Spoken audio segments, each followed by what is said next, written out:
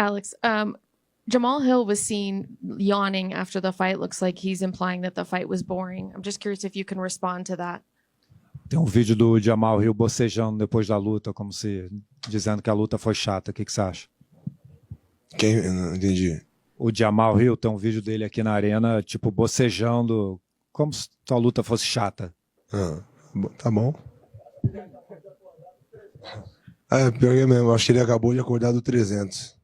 Yeah, maybe he just woke up from UFC 300. Alex, over here. Alex, over here in the back on the right.